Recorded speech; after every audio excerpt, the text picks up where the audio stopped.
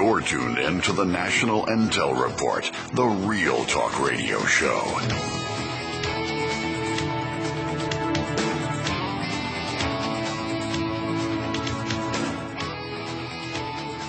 The recession's jobless toll is draining unemployment compensation funds so fast that according to federal projections, 40 state programs will go broke within 2 years, and they're going to need $90 billion in loans to keep issuing the benefit checks. Now, and that'll come from the next stimulus package, which they're lining up for early this coming year. And that package, the administration wants to draw from the TARP funds. And the Treasury wants a couple $100 billion from those funds as well to buy the paper that they're issuing that nobody wants to buy anymore. And if they don't get that money, I'm afraid that the economy is going to get a lot worse. Well, and currently there's 25 states that have completely run out of unemployment money. They've already borrowed $24 billion from the federal government to cover these gaps. Yeah, but they stuck an extension in unemployment benefits in the defense appropriations bill. Okay, but still, if the state...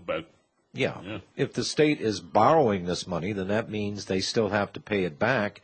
They've got their own financial crises going on to a greater or lesser degree in all the states right now. I mean, California's a prime example. Florida's another. Michigan. You can go through the list. And, John, within 2 years, they'll all be insolvent.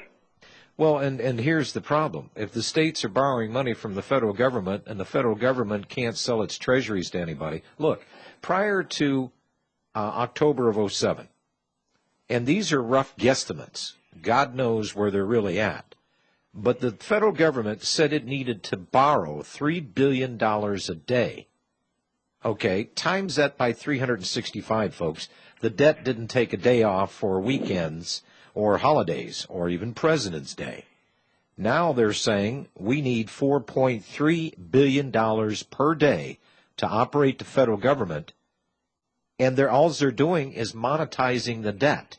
I hope everybody understands that we are in a cycle of perpetual debt now because they have not done the prudent and strident things to say, okay, the economy sucks, banks are in trouble, we got companies in trouble, we understand that it's not our doing for that, but here's what we are going to do. We're going to allow the system to correct itself rather than go into perpetual debt. Because, Bob, all this stuff is just placing Band-Aids on an economy that's going to continue to spiral down while the debt increases massively. This is no way out of a recession, let alone a depression. Oh, I stand corrected. I caught Bloomberg yesterday saying we're out of the recession. MSNBC said the same damn thing. Oh, we're out of the recession. We're turning around. Yeah, we went straight into depression. Yeah. That's the word from the CFR. I mean, your very argument is basic. The thesis behind the argument for the United Nations introducing this URA. No, it isn't. Because that's their argument that they said. I don't care what their argument is, Robbie. Even the Federal Reserve spokesman, I mean, if you can believe he said this, I don't know if it's true, but he's quoted in an article I have up on eaglesup.com. He says, replacing the dollar with a bullion currency would solve some of the problems related to the potential of countries running large deficits and would help stability. Patrick Paulson acknowledged that there could be a Fed spokesman, acknowledged there could be some strong reaction in the U.S. To the global currency and that it would be viewed as a step towards a new world order. But those same people have probably lost patience with the money changes as well. Well, that's what according to Moncton, that's what they're hammering out right now to do a framework. They didn't. Yeah, but it's not only the U.S. I mean, the problem here, it's not only the U.S. that's cranked up the printing presses. It's the world's printing presses have been working overtime. I mean, we are suffering right now from a global glut of fiat currencies. And at some point in time, the party is going to come to an end. Well, and Bob, it's fair to say that the United States is not the only one monetizing its own debt. They've got budget shortfalls. They've got the funny money that's continuing to decline in value. Even Switzerland's printing money. Well, their main reason for doing that is to purchase dollars to keep the Swiss franc from appreciating in a very wild manner. And the Chinese are doing the same thing, and many others are. And that puts them deeper into the great dark pit because they're holding dollars, which are a depreciating asset. They're damned if they do and damned if they don't. There's no way out for these people. They're all going to have to bite the bullet. And as John said, the system will be purged. It's a question of when. And I think it's going to start a year to a year and a half from now, and you're going to see all sorts of ideas coming forward about that currency, about devaluation, and so on and so forth. It's on the way. And they're going to have to reset the price of gold officially. Will they reset it? My guess is probably $2,500 an ounce. But that doesn't mean that that's a top on gold. I mean, gold traded at $32 an ounce for many years, and look where it's traded since then in the market. I couldn't say free market because there is no free market, but hopefully that will get fixed when Ron Paul's legislation becomes law, and the first thing they do is go in and find out what the Fed and Treasury have been doing in the gold and silver markets under the Working Group on Financial Markets.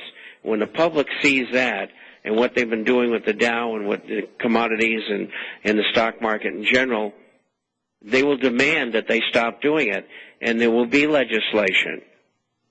You know, Bob, I hope does spring eternal, but I don't have any faith in... well, if you don't, I'll tell you what's going to happen. Worldwide, there will be revolution. Every single country will be in flames. Good. But you do know, Bob, Ron Paul voted against his own bill. Yes, he did, because it was a dreadful bill, and they had enough to pass it. Yep. And I'm glad he did that. And I hope it becomes law by the end of February, after having been passed by the Senate. They can override the veto.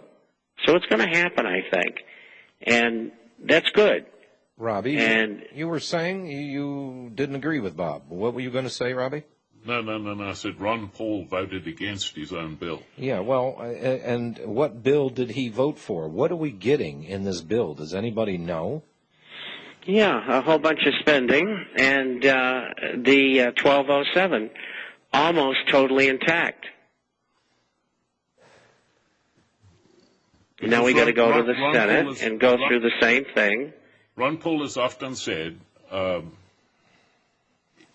if there's any language in a bill that he disapproves of, no matter how good the bill may sound, he will vote against it.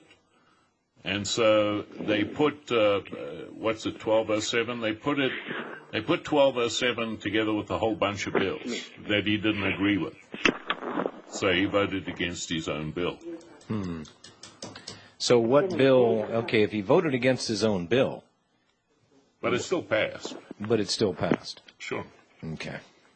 Well, is that a? We haven't seen anything happen on this. They're still voting, and now the Senate voted on this. Now it's going to have to go back to Congress and go to committee, right? Yep. Okay. So God knows what 435 little critters crawling around there in the District of Criminals. We're never going to get them to audit, Fort Knox, for instance. Well, I don't care. That's where the crux of the matter of auditing the Fed goes to. It goes to whether or not the U.S. Treasury actually is holding 280 million ounces of gold, or where is the gold that it's allegedly holding, and why can't we see what gold is in Fort Knox, and is it tungsten bars, or is it the real thing? Well, there's three things I would like to see out of this audit. One, how much the Federal Reserve Bank, since the institution of their wonderful banking reform, how much have consumers, because they like to think of us as being consumers, how much have we actually paid to these people in usury or interest fees? Yeah, I'd like to find out where the gold is, and I would certainly like to find out with the printing presses and the Treasury operating at full tilt boogie here, not only bailing out banks here, but worldwide, I'd like to see exactly what the Federal Reserve has done with other banks in other countries that we're on the hook for, by the way. That's the way this thing is working. Those are the three primary things I want to see, because I think once the American people find out exactly what these creatures have done and how much money that they have made, and money is, okay, it's kind of a subjective thing anymore, but how much they've made off of people by way of interest,